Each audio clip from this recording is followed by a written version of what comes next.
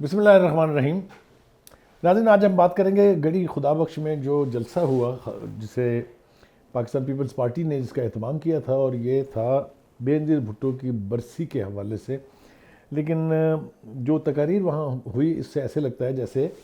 اس جلسے کو high Jack کر لیا پی ڈی ایم نے۔ بہت ہی تلخ اور بہت سٹرونگ گفتگو جو ہے وہاں کی گئی ہے۔ خاص طور سے جو بلاول بھٹو نے اور مریم نے جو تقریر کی اور جو ویڈیو لنک کے اوپر زرداری صاحب نے خطاب کیا، اس میں بہت واضح اشارے بھی موجود ہیں اور حکومت وقت کو اور خاص طور سے عمران خان صاحب کو دھمکیاں بھی اس کے بیچ اچھی طرح سے موجود ہیں۔ چیئرمین پیپلز پارٹی بلاول نے تو 31 جنوری کی ڈیڈ لائن جو ہے دے دی ہے عمران خان صاحب کو کہ بھائی صاحب آپ استعفیٰ دیں اور جائیں اپنے گھر بیٹھے آرام سے، اور اگر یہ نہیں ہوگا تو پھر ہم لانگ مارچ کریں گے اسلام آباد کی طرف۔ اسی طریقے سے آصف علی زرداری صاحب نے اپنی تقریر میں جو بہت اہم بات کی وہ یہ، انہوں نے کہا کہ میرے پاس تجربہ موجود ہے، میں نے ایک فوجی جرنیل کو پریزیڈنسی سے نکال کے اس طرح باہر پھینکا تھا جیسے دودھ میں سے مکھی کو نکال کے پھینکتے ہیں۔ تو یہ بھی بہت واضح اور بہت ہی خوفناک اشارہ ہے۔ انہوں نے کہا میرے تجربے سے استفادہ حاصل کر لیں اور میں آپ کو بتاؤں گا کہ کیسے اس حکومت سے جان چھڑائی جا سکتی ہے۔ مریم نواز نے جو کچھ بھی پچھلے دنوں میں عمران خان صاحب نے کہا اس کا کرارا سا جواب جو ہے وہ دیا اپنی تقریر کے دوران، اور پہلی مرتبہ مریم نے انتہائی ڈرامائی انداز میں بلند آواز سے کہہ لگا کے ان کی ایک طرح سے نقل بھی اتاری، مگر ان کو ریڈیکیول کیا کہ وہ جو یہ سمجھتے ہیں کہ کوئی ایک لیڈر اگر پی ڈی ایم کے جلسے میں نہ آئے تو اس سے پی ڈی ایم میں پھوٹ پڑ گئی ہے، اس کا بار بار کئی حوالے دے کے انہوں نے یعنی تمسخر اڑایا اس کا۔ اور ساتھ ہی انہوں نے مریم نواز نے یہ بھی کہا کہ تابعدار خان صاحب، وہ جو نیا نام انہوں نے عمران خان صاحب کو دیا ہے، انہوں نے کہا کہ جو پی ڈی ایم کی تحریک چل رہی ہے اس نے آپ کی رات کی نیندیں حرام کر دی ہیں۔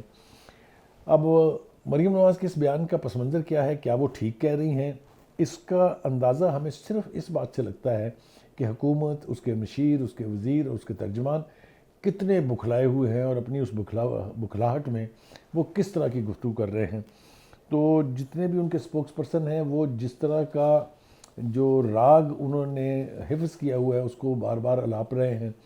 کہیں کچھ کہہ رہے ہیں کہیں کچھ کہہ رہے ہیں، کوئی سبسٹنس ان کی گفتگو میں نہیں ہے سوائے اس کے کہ انہیں اس بات کا یقین ہے کہ ان کی گفتگو جب عمران خان صاحب تک پہنچے گی تو وہ اس پہ بہت خوش ہوں گے۔ یہ بھی میرے خیال سے کوئی بہت آسن بات نہیں ہے۔ بات جب بھی کریں آپ کی بات میں سبسٹنس ہونی چاہیے، آپ کی بات میں اتنا وزن ہونا چاہیے کہ سننے والا جو ہے وہ آپ کی لاجک جو ہے اس سے کنونس ہو۔ لیکن یہ رویہ میرے خیال سے حکومت کے ترجمانوں کا اور سوری یار یہ بولے گا یہیں سے کر لیتا ہوں میں۔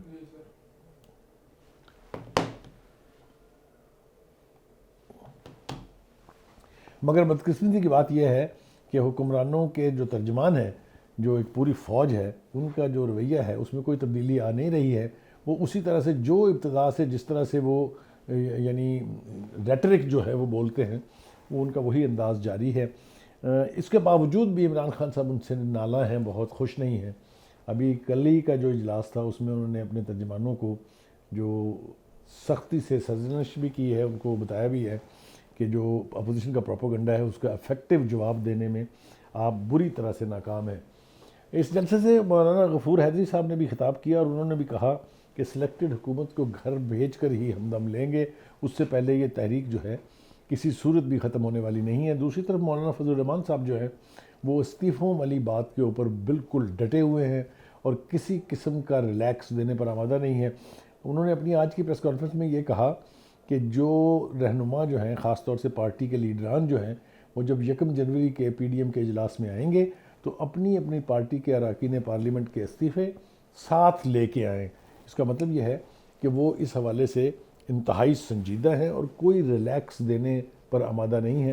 خیال یہ تھا کہ شاید اس میں کوئی تبدیلی آ جائے، شاید جس طرح سے آصف علی زرداری صاحب نے مولانا فضل الرحمان صاحب کو بھی اور میاں نواز شریف صاحب کو بھی ٹیلی فون کر کے یہ کہا کہ اگر ہم میدان صاف چھوڑ دیں گے، کھلا چھوڑ دیں گے، تو حکومت وہاں بائی الیکشن کرا کے اپنا وہ مقصد پورا کرنے میں کامیاب ہو جائے گی کہ ان دونوں ہاؤسوں میں، اپر ہاؤس میں اور لوور ہاؤس میں جو لیجسلیشن رکی ہوئی ہے، کیونکہ حکومت کے پاس وہ